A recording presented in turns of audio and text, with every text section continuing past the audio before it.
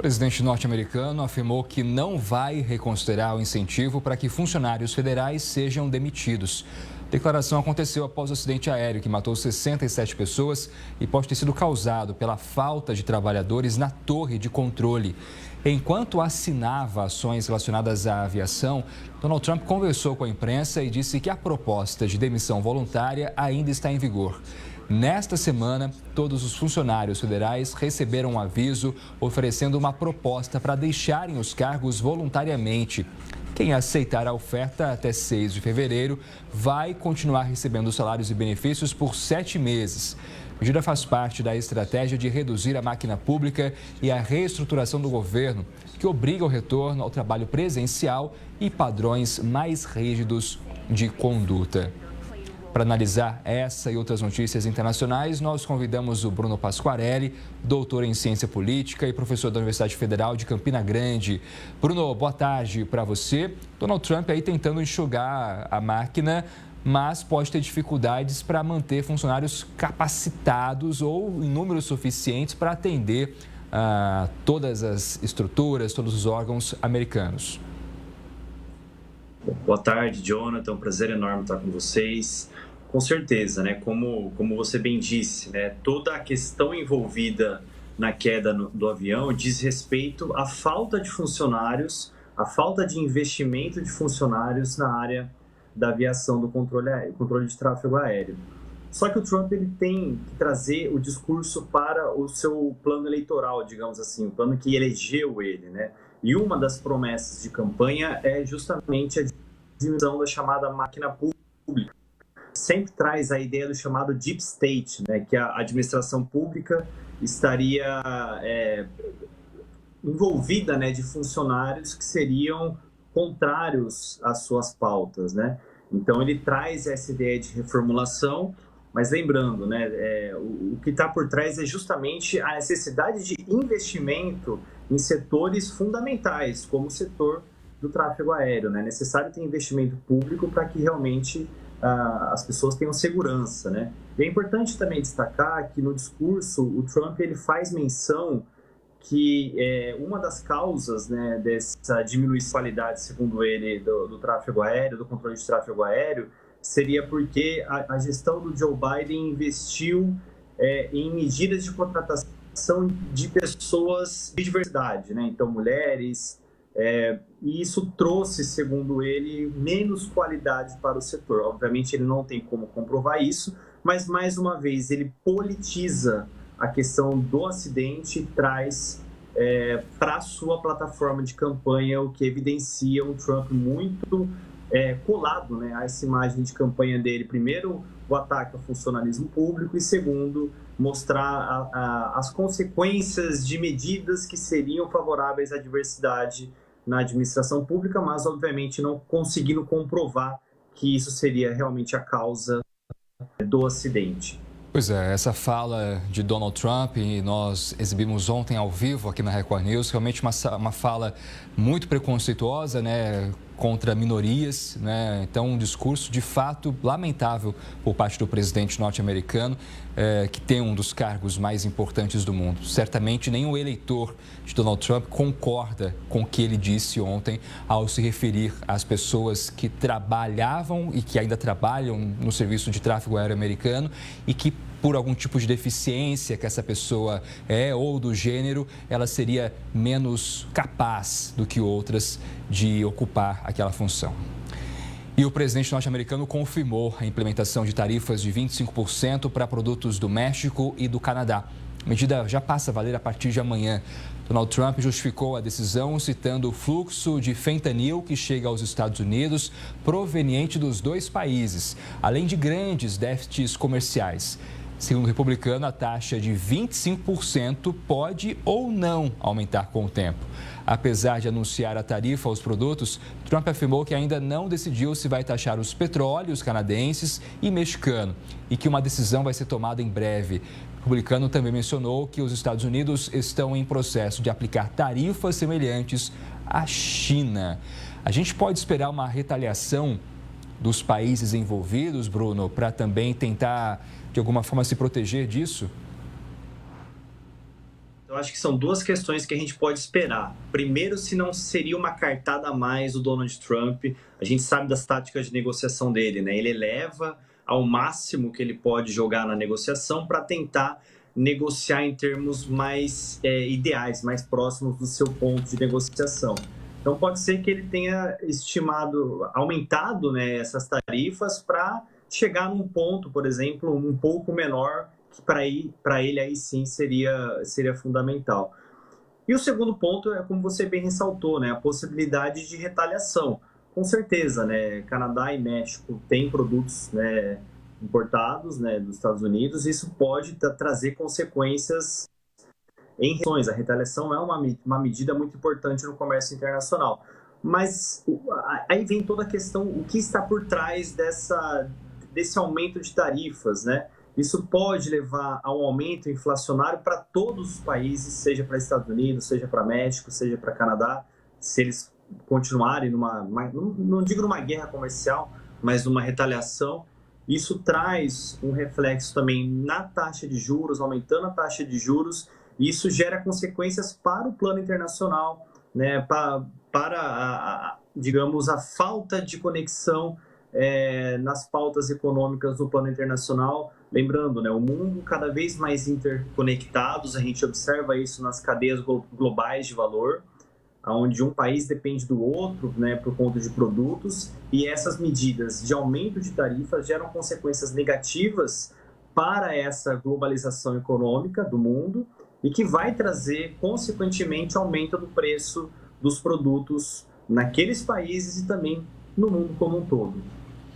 Tem um levantamento que mostra que o Brasil é hoje o 18º maior exportador para os Estados Unidos, ou seja, tem muita gente à nossa frente. Agora, essa medida de aplicar tarifas, né, contra países pode nos afetar de alguma forma? Eu digo isso positivamente, né, se a gente poderia passar a exportar mais para os Estados Unidos, ou negativamente, se a gente também for taxado de alguma forma. Acho que os dois pontos, né, Jonathan? Acho que tanto a questão de aumentar a tarifa, isso gera consequências negativas para o comércio como um todo, isso gera aumentos de valor, porque provavelmente o Brasil também deve retaliar, mas também tem um outro lado. Ao aumentar tarifas contra produtos brasileiros em geral, ou por exemplo, contra outros produtos em geral, né, o Brasil pode ir atrás de novos mercados. A China, por exemplo, né? Então, a China acaba sendo realmente se os Estados Unidos vier a taxar a China, por exemplo, né, em vários produtos, a China, consequentemente, pode comprar mais do Brasil e isso estimular o comércio entre os dois países. Mas o que a gente tem realmente é um grande problema, porque o aumento de tarifas alfandegárias gera aumento de inflação, gera aumento da taxa de juros, e isso traz consequências para todos os países do mundo que acabam tendo realmente consequências muito negativas econômicas e para a população como um todo. Muito bem, seguimos aqui com outras notícias, porque o México pediu ao Google que inclua nas buscas os mapas da América Mexicana. Ontem a gente falou por cima sobre isso aqui. No século XVII, o norte do continente era conhecido por esse nome.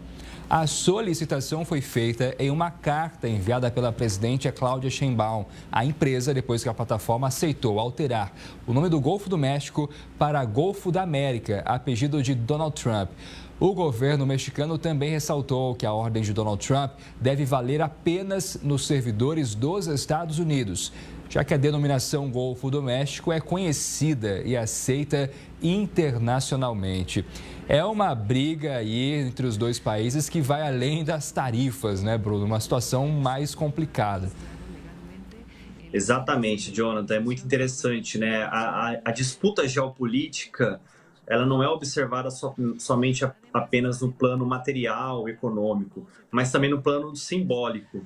Então, aí a gente tem claramente uma disputa geopolítica no plano do discurso, onde o Trump quer renomear o Golfo do México e a presidente do México quer renomear, né, fala para o Google renomear também ali o território norte-americano, que os Estados Unidos ganharam do México na guerra entre 1846 e 1848. Esse é um ponto muito importante, né? Então, a geopolítica também está na disputa de discursos. É uma disputa mais simbólica e não tanto pelo poder bruto, né, de armas e também pelo poder da economia. E outro ponto importante, né, as grandes corporações tecnológicas como o Google se tornaram arena para disputas geopolíticas, uma grande novidade que a gente tem notado nos últimos anos e que a gente vai observar cada vez mais e que a gente viu nessa última semana, por exemplo, com o DeepSeek, né, a nova inteligência artificial da China, os países cada vez mais investindo em tecnologias, em corporações tecnológicas da internet, e isso traz disputas políticas muito emblemáticas também. Vamos seguindo agora, porque a maioria dos cidadãos britânicos apoia o retorno do Reino Unido à União Europeia. Hoje, completam 5 anos do chamado Brexit. Segundo uma pesquisa publicada nesta semana, 55% dos britânicos acreditam que seria melhor se o Reino Unido retornasse para a União Europeia, enquanto apenas 30% acham que o país tomou a decisão correta ao deixar o bloco. Um referendo organizado em junho de 2016 terminou com 51,9% da população apoiando a saída britânica da União Europeia. A ação se concretizou em 31 de janeiro de 2020. 5 anos depois, menos de 1/3 dos britânicos acredita que o Brexit foi algo bom, o que significa o nível mais baixo registrado desde o referendo. Depois de chegar ao poder em julho, o primeiro-ministro Keir Starmer prometeu retomar as relações com a União Europeia, mas descartou o retorno do Reino Unido ao bloco. Essa saída já foi ali na linha, né? Não tinha já, desde o início, um amplo interesse por parte da população em deixar a União Europeia. E agora, isso só se repete, né, Bruno? A gente vê que na prática talvez não tenha sido tão bom assim. Perfeito, Jonathan. Então, a saída muito conturbada, né? A gente teve até casos de primeira-ministra, que foi a Theresa May, tendo que sair do cargo por conta da não aprovação do acordo, né? Aí ocorre, né, a saída da Inglaterra da União Europeia, do chamado Brexit, né? Isso traz consequências políticas e econômicas muito evidentes na Inglaterra. Primeiro, uma desaceleração da própria economia, o aumento da inflação, a saída de trabalhadores que, né, tinham mais facilidade para trabalhar, menos necessidade de documentos para trabalhar, eles saem para ir para outros lugares. Então, a gente tem um aumento de barreiras entre a União Europeia e Inglaterra como um todo. Essas são as principais consequências econômicas. E consequências políticas, por que não? Nós temos uma Inglaterra mais enfraquecida quando precisa negociar, né? Afinal de contas, a Inglaterra não negocia mais em bloco, ela negocia praticamente sozinha, né? E não como um bloco da União Europeia. Então, teve realmente algumas questões políticas e econômicas que estão trazendo consequências negativas para essa saída como um todo, e isso está sendo observado na opinião da população em geral, que está insatisfeita com a saída da União Europeia, da Inglaterra da União Europeia. Só para a gente entender um pouco sobre a questão do Brexit, quando um país faz parte da União Europeia, ele contribui com os impostos, por exemplo, com todo o bloco? Seria mais ou menos isso? Exato. São várias questões, Jonathan, que o país pode contribuir, né? Então, existem políticas públicas, como, por exemplo, a política migratória, que eles têm que decidir em conjunto. O controle de fronteiras é um controle conjunto. Políticas econômicas também são políticas decididas em conjunto pelo bloco. Mas existem políticas que podem ser tomadas independentemente por cada país, desde que o bloco aceite. Então, são feitas negociações também internamente entre os países e com o próprio bloco. Então, depende do tipo de política que a gente está observando. Tem políticas que precisam ser adequadas ao bloco como um todo. Por exemplo, política de segurança e a política de migração, né, como um todo, precisa estar adequada. Já outras não. Já outras depende muito de negociação e, por isso, elas acabam sendo um pouco diferentes em relação a cada país. Pois é, pode ser que um dia estejamos, Bruno e eu, aqui falando sobre o retorno da União Europeia, aliás, do retorno do Reino Unido para a União Europeia. No mundo é assim, né? As coisas vão e voltam, a gente só precisa acompanhar esse movimento. Mas antes disso acontecer, a gente fala agora sobre a guerra na Ucrânia. As forças russas estão se aproximando de Pokrovsk, uma cidade importante no leste ucraniano. A região é considerada um centro logístico e, caso a Rússia consiga tomar o controle da cidade, as tropas russas podem organizar ataques em várias direções no leste, além de aumentar a pressão sobre Kiev. As conexões rodoviárias e ferroviárias de Pokrovsk fizeram dela um importante centro de suprimentos para parte da linha de frente da Ucrânia. Antes da guerra, a cidade tinha 60 mil habitantes. Agora, segundo o governo, apenas 7 mil moradores vivem na região e muitos comércios já não funcionam mais devido ao conflito. É uma guerra que se estende já há muito tempo, né, Bruno? E pouca perspectiva, de fato, que vai terminar. Se a gente pode falar das promessas de campanha de Trump, ele dizia que acabaria com a guerra em 24 horas. O mundo todo sabia que não seria tão simples assim e que parece não ser ainda tão simples assim, né? Falta, acho que, bastante coisa para os dois países conseguirem chegar a algum tipo de consenso para esse conflito terminar. O que você acha? Qual que é a sua opinião? Jonathan, acho que tem um elemento interessante dessa questão, né, da região de Pokrovsk, né, que a Rússia praticamente está tomando. A primeira questão da importância da logística na guerra, né? Essa região era muito importante para a Ucrânia como abastecimento. Então, não se faz guerra sem logística. E aí a Rússia corta esses suprimentos, né? Então, ela acaba chegando a uma região muito importante, que ela pode avançar tanto um pouco para o norte, em algumas regiões da região de Donetsk, que ela ainda não possui como um todo, e também um pouco mais para oeste. E aí vem esse ponto da possibilidade ou não do fim da guerra, né? A gente viu no início, um pouco antes do início do mandato do Trump, ele dizendo que queria acabar com a guerra. E a intenção da Rússia é justamente essa. A Rússia, cada vez mais, ela vai atacar mais para conseguir mais territórios, porque se eventualmente o Donald Trump vier com algum tipo de proposta de cessar-fogo, a Rússia já vai ter avançado bastante, conquistado novos territórios. Donald Trump enfatizou muito nas suas falas, né, que queria uma solução para o conflito e mesmo que isso significasse a cessão de territórios da Ucrânia para a Rússia. E parece que a Rússia está apostando justamente nisso, de conseguir mais territórios para que, caso haja um cessar-fogo, ela vai estar em melhores condições de negociação. Mas, até o momento, nós não temos nenhuma perspectiva de uma solução negociada, né? Como, por exemplo, Donald Trump disse, né, que isso seria resolvido em 24 horas. Até o momento, isso não aconteceu, né? Então, isso traz consequências cada vez mais negativas, né, para a população. A gente tem, por exemplo, na região de Kiev, capital da Ucrânia, várias notícias de pessoas vivendo sem energia elétrica, e as causas humanitárias do conflito, então, chegando para essas pessoas, trazendo consequências muito negativas para os ucranianos como um todo. E a gente precisa considerar, né, Bruno, que a mudança de governo nos Estados Unidos impacta a Ucrânia do ponto de vista do financiamento da guerra. Até aqui, os Estados Unidos foram o principal financiador, né, enviando recursos, até armamento para o país, mas há uma dúvida muito grande se Donald Trump vai seguir com essa política.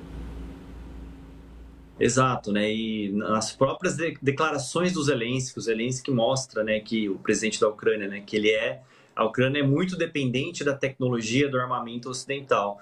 E Donald Trump já disse em várias das suas declarações que não é o objetivo dele defender a Ucrânia. A Ucrânia não faz parte da política externa do Trump, né, pelo menos ali no final do ano, início agora do seu mandato, né? Então, consequentemente, existem indícios de que repasses orçamentários que foram debatidos durante o governo Biden, que foram implementados durante o governo Biden e que deveriam ser continuados agora durante o governo Trump, então uma parte do orçamento voltado para a Ucrânia, isso não vai ser feito, né? Ao que tudo indica, Donald Trump cortará esse orçamento para deixar de investir na guerra, para tentar forçar a Ucrânia a sair da guerra, a aceitar uma solução negociada.